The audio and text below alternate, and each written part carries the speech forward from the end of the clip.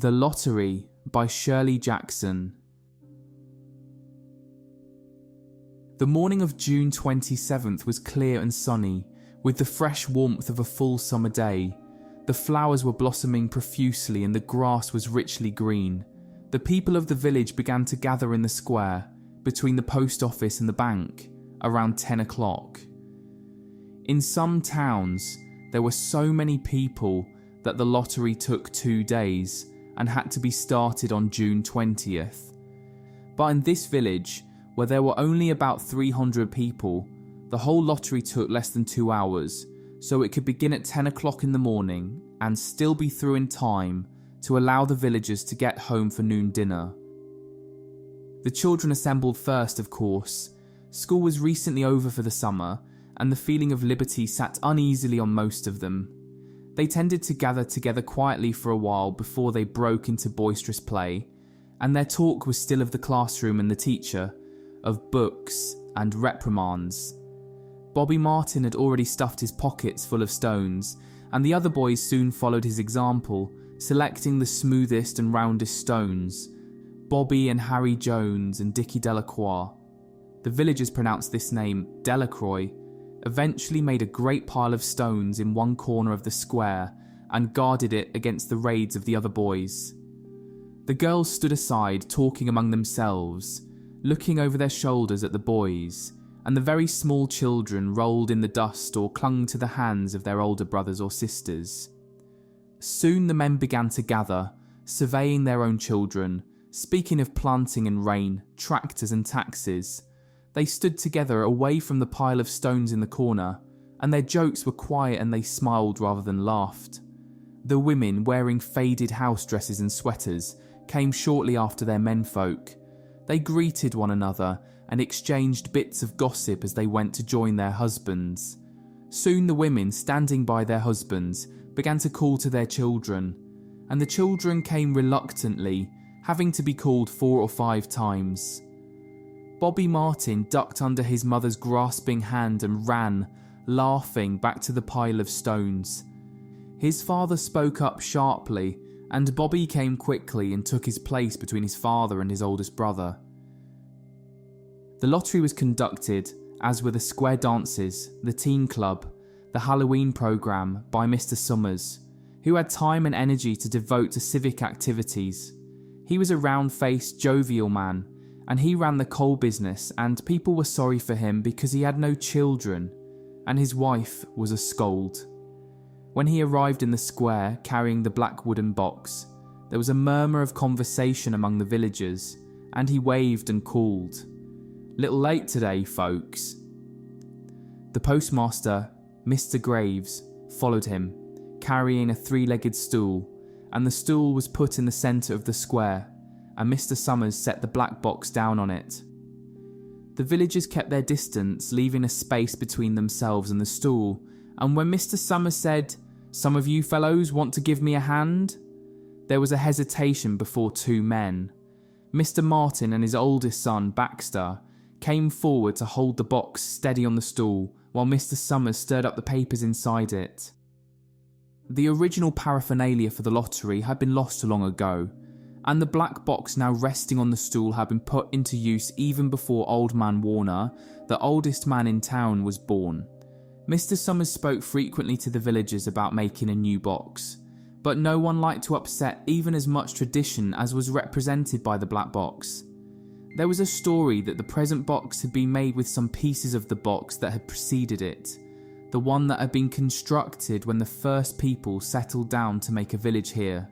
Every year after the lottery, Mr. Summers began talking again about a new box, but every year the subject was allowed to fade off without anything's being done. The black box grew shabbier each year. By now it was no longer completely black, but splintered badly along one side to show the original wood colour, and in some places faded or stained. Mr. Martin and his oldest son Baxter held the black box securely on the stool until Mr. Summers had stirred the papers thoroughly with his hand. Because so much of the ritual had been forgotten or discarded, Mr. Summers had been successful in having slips of paper substituted for the chips of wood that had been used for generations. Chips of wood, Mr. Summers had argued, had been all very well when the village was tiny, but now that the population was more than 300 and likely to keep on growing, it was necessary to use something that would fit more easily into the black box. The night before the lottery, Mr. Summers and Mr. Graves made up the slips of paper and put them in the box, and it was then taken to the safe of Mr. Summers' coal company and locked up until Mr. Summers was ready to take it to the square next morning. The rest of the year, the box was put away, sometimes one place, sometimes another. It had spent 1 year in Mr. Graves's barn and another year underfoot in the post office, and sometimes it was set on a shelf in the Martin grocery and left there. There was a great deal of fussing to be done before Mr. Summers declared the lottery open. There were the lists to make up of heads of families, heads of households in each family, members of each household in each family. There was the proper swearing in of Mr. Summers by the postmaster as the official of the lottery. At one time, some people remembered there had been a recital of some sort, performed by the official of the lottery, a perfunctory tuneless chant that had been rattled off duly each year. Some people believed that the official of the lottery used to stand just so when he said or sang it. Others believed that he was supposed to walk among the people, but years and years ago this part of the ritual had been allowed to lapse. There had been, also, a ritual salute, which the official of the lottery had had to use in addressing each person who came up to draw from the box, but this also had changed with time, until now it was felt necessary only for the official to speak to each person approaching. Mr. Summers was very good at all this. In his clean white shirt and blue jeans, with one hand resting carelessly on the black box, he seemed very proper and important as he talked interminably to Mr. Graves and the Martins. Just as Mr. Summers finally left off talking and turned to the assembled villagers, Mrs. Hutchinson came hurriedly along the path to the square, her sweater thrown over her shoulders, and slid into place in the back of the crowd. "Clean forgot what day it was," she said to Mrs. Delacroix, who stood next to her, and they both laughed softly. "Thought my old man was out back stacking wood," Mrs. Hutchinson went on. "And then I looked out the window and the kids was gone. And then I remembered it was the 27th and came a-running." She dried her hands on her apron, and Mrs. Delacroix said, "You're in time though. They're still talking away up there." Mrs. Hutchinson craned her neck to see through the crowd and found her husband and children standing near the front. She tapped Mrs. Delacroix on the arm as a farewell and began to make her way through the crowd. The people separated good-humouredly to let her through. 2 or 3 people said in voices just loud enough to be heard across the crowd, "Here comes your Mrs. Hutchinson, and Bill, she made it after all." Mrs. Hutchinson reached her husband, and Mr. Summers, who had been waiting, said cheerfully, "Thought we were going to have to get on without you, Tessie." Mrs. Hutchinson said, grinning, "Wouldn't have me leave my dishes in the sink now, would you, Joe?" And soft laughter ran through the crowd as the people stirred back into position after Mrs. Hutchinson's arrival. "Well now," Mr. Summers said soberly, "guess we better get started, get this over with so we can go back to work. Anybody ain't here?" "Dunbar," several people said. "Dunbar, Dunbar." Mr. Summers consulted his list. "Clyde Dunbar," he said. "That's right. He's broke his leg, hasn't he?" "Who's drawing for him?" "Me, I guess," a woman said, and Mr. Summers turned to look at her. "Wife draws for her husband." Mr. Summers said, "Don't you have a grown boy to do it for you, Jeannie?" Although Mr. Summers and everyone else in the village knew the answer perfectly well, it was the business of the official of the lottery to ask such questions formally. Mr. Summers waited with an expression of polite interest while Mrs. Dunbar answered. "Horace is not but 16 yet," Mrs. Dunbar said regretfully. "Guess I got to fill in for the old man this year." "Right," Mr. Summers said. He made a note on the list he was holding. Then he asked, "Watson boy drawing this year?" A tall boy in the crowd raised his hand. "Here," he said, "I am drawing for my mother and me." He blinked his eyes nervously and ducked his head as several voices in the crowd said things like, "Good fellow, lack," and "Glad to see your mother's got a man to do it." "Well," Mr. Summers said, "guess that's everyone. Old man Warner make it." "Here," a voice said, and Mr. Summers nodded. A sudden hush fell on the crowd as Mr. Summers cleared his throat and looked at the list. "All ready?" he called. "Now, I'll read the names heads of families first, and the men come up and take a paper out of the box. Keep the paper folded in your hand without looking at it until everyone has had a turn. Everything clear?" The people had done it so many times that they only half listened to the directions.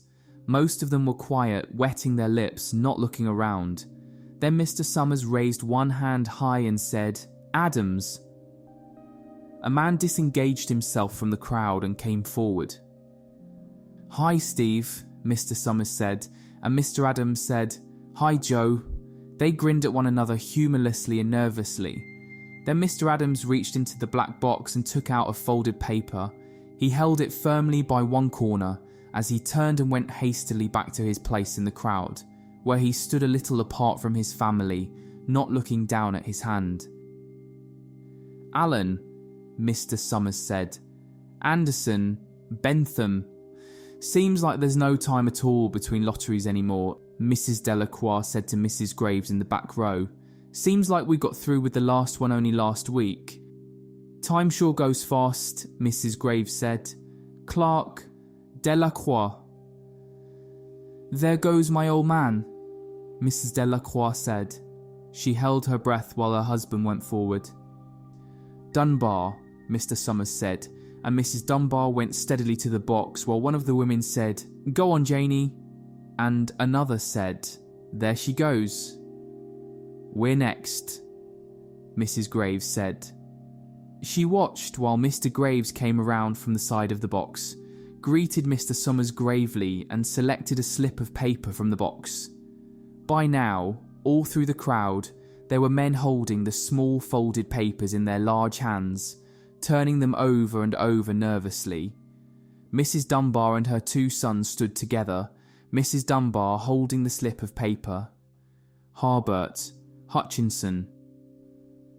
"Get up there, Bill," Mrs. Hutchinson said, and the people near her laughed. "Jones." "They do say," Mr. Adams said to old man Warner, who stood next to him, "that over in the North Village they're talking of giving up the lottery." Old man Warner snorted. "Pack of crazy fools," he said. "Listening to the young folks, nothing's good enough for them. Next thing you know, they'll be wanting to go back to living in caves. Nobody work anymore. Live hat way for a while. Used to be a saying about lottery in June, corn be heavy soon. First thing you know, we'd all be eating stewed chickweed and acorns. There's always been a lottery," he added petulantly. "Bad enough to see young Joe Summers up there joking with everybody." "Some places have already quit lotteries," Mrs. Adams said. "Nothing but trouble in that," old man Warner said stoutly. "Pack of young fools." Martin, and Bobby Martin watched his father go forward. Over Dyke, Percy. "I wish they'd hurry," Mrs. Dunbar said to her older son. "I wish they'd hurry." "They're almost through," her son said. "You get ready to run, tell Dad," Mrs. Dunbar said. Mr. Summers called his own name and then stepped forward precisely and selected a slip from the box. Then he called, "Warner." 77th year I've been in the lottery," old man Warner said as he went through the crowd. 77th time. "Watson." The tall boy came awkwardly through the crowd. Someone said, "Don't be nervous, Jack," and Mr. Summers said, "Take your time, son." "Zanini." After that, there was a long pause, a breathless pause, until Mr. Summers, holding his slip of paper in the air, said, "All right, fellows. For a minute, no one moved, and then all the slips of paper were opened. Suddenly, all the women began to speak at once, saying, "Who is it? Who's got it? Is it the Dunbars? Is it the Watsons?"